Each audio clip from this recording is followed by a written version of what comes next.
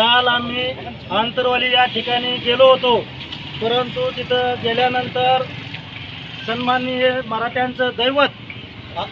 जरांगे पाटील यांची परिस्थिती पाहिल्यानंतर प्रत्येक माणसाच्या डोळ्यामधून आसू येतात। ही परिस्थिती पाहिल्यानंतर आम्ही रात्री या आमच्या गावामधली मीटिंग घेऊन आज असं ठरलं की आपण आपल्या मतदारसंघाचे 2 आमदार मराठा समाजाचे आहेत आणि जो काही शासनाने अध्यादेश काढलेला आहे सगळे सोयऱ्याचा तो पारित झालेला नाही आणि तो पारित का होत नाही यासाठी मनोजदादा परत एकदा उपोषणाला बसले आणि त्यांची परिस्थिती एकदम खालवलेली आहे। यासाठी आपण या मतदारसंघाचे आमदार सन्माननीय आमदार सुरेश अण्णा धस आणि आमदार बाळासाहेब आजबे यांना या ठिकाणी भेटण्यासाठी आलेलो आहोत, कारण की त्यांना आपल्याला ठसून सांगायचं आहे हे 2 जे उपमुख्यमंत्री आहेत हे हरामखोर की त्यांनी निव्वळ त्या शिंदेना गाठीत मिठीमध्ये धरून हा जे अध्यादेश काढण्यापासून रोखलेला आहे, तर त्यांना भविष्यामध्ये या मराठवाड्यामध्ये कुठलीही त्यांची सभा होऊ देणार नाहीत। आणि या आमदार आम्ही सांगण्यासाठी आलो, कुणी धसाहेबाचे कार्यकर्ते असतील, कुणी आजबे साहेबांचे कार्यकर्ते असतील, परंतु आम्ही त्यांना एकच सांगायला आलो, जर तुम्ही आज आमच्याबरोबर नसाल तर भविष्यामध्ये तुम्हाला आमच्या गावामध्ये एंट्री राहणार नाही, गावामध्ये प्रवेश राहणार नाही आणि तुमच्या कधीही विरोधामध्ये आमचं मतदान असेल, यासाठी आम्ही हे तुम्हाला सांगण्यासाठी आलेलो आहेत। आणि उद्याच्याला जे अधिवेशन होणार आहे त्या अधिवेशनामध्ये जे अध्यादेश काढलेला आहे तो पारित करण्यासाठी आपलं मत त्या अध्यादेशाच्या बाजूने सगळे सोयऱ्याच्या या आदेशाच्या बाजूने आपलं मत द्यावं यासाठी आम्ही तुम्हाला सांगण्यासाठी आलेलो आहोत। या ठिकाणी मी थांबतो। जय हिंद, जय महाराष्ट्र, जय श्री। आपले लोकप्रतिनिधी दबंग आमदार आदरणीय सुरेश अण्णा धस यांचे गाठभेट घेऊन माननीय आपलं दैवत आणि आपला आदर्श मराठ्यांचा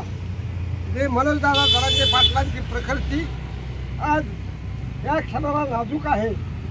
आरक्षणाचं काय व्हायचे ते होत राहील, पण हा हजारो लाखो लोकांचा हा पोशिंदा वाचला पाहिजे त्याच्यासाठी मराठा आमदारांनी सुटून ह्या शासनावर दबाव आणला पाहिजे आणि आज संध्याकाळपर्यंत एखादं शिष्टमंडळ मंचाचं आमदाराचं त्यांच्याकडे जाऊन त्याला एक ठोस आश्वासन देऊन त्यांना औषध उपचार आणि त्यांना संपूर्णतः बरं करण्याची जबाबदारी आपल्याला जाईल अशा पद्धतीचा दबाव निर्माण करावा। आपण मराठा आहात म्हणून केवळ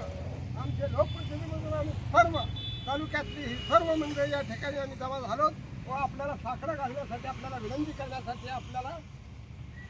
त्या जरांगे पाटलाला आज वाचण्याची गरज आहे आणि त्यामुळं आम्ही आज भावनावश आमच्यापुढं दुसरा कुठलाही प्रश्न नाही, फक्त जरांगे पाटील वाचले पाहिजे, जरांगे पाटलाला औषध उपचार वेळी झाला पाहिजे आणि आरक्षण नेते ह्याच्यात मराठ्याला ही जे ठरल्याप्रमाणे आपण जे अध्यादेश काढला अधिसूचना काढली त्याप्रमाणे त्यांचं संपूर्ण मागण्या मान्य करून मराठ्याला या महाराष्ट्राच्या संपूर्ण दिलासा दिला पाहिजे। असं शासनाने केलं तर ठीक, नाही तर जो मराठा आमदार उद्याच्या अधिवेशनमध्ये आपलं स्वतःचं तोंड उघडणार नाही त्याचा चेहरा लक्षात ठेवून जवळ करणार नाही, समाजाला भीक घालणार नाही, समाजाला मतदान देणार नाही, हीच एक सर्वांची धारणा आमच्या संपूर्ण मराठा समाजाची आज झालेली आहे। त्याच्यामुळं आमच्यासाठी जो असेल तोच आमचा, जो आमच्यासाठी नसेल सर्वांची भावना या ठिकाणी एक रूपाने वचलेली आहे। म्हणून आपण अण्णांची भेट घ्यायला या ठिकाणी आलो। अण्णा थोड्या वेळात येणार आहे, अण्णाला एवढीच विनंती करायची आहे, कुठलाही खालची आपला काही मागणी आमच्या गावाचं इकडे तिकडे बाकी काही न सांगता अण्णा आमचा एकच विषय जरांगे पाटील वाचला पाहिजे, जरांगे पाटलाला औषध उपचार झाला पाहिजे, विविध शिष्टमंडळ गेलं पाहिजे, आमच्या मराठाच्या मागण्या जरांगे पाटलाच्या मागण्या पूर्ण मराठाच्या आरक्षणाच्या मान्य झाल्या पाहिजे। यासाठी प्रत्येक मराठी आमदारांनी तुम्ही पण शासन दरबारी आवाज उठवला पाहिजे हेच विनंती करण्यासाठी आम्ही आलेलो तुम्हाला भेटायला। दुसरं आमचं वैयक्तिक कुठलंही काम नाही आणि एवढं बोलून मी या ठिकाणी जमल्याबद्दल सर्व मावळ्यांचं एक मराठा जरांगे पाटील तुम आगे बढ़ो, हम तुम्हारे साथ हैं।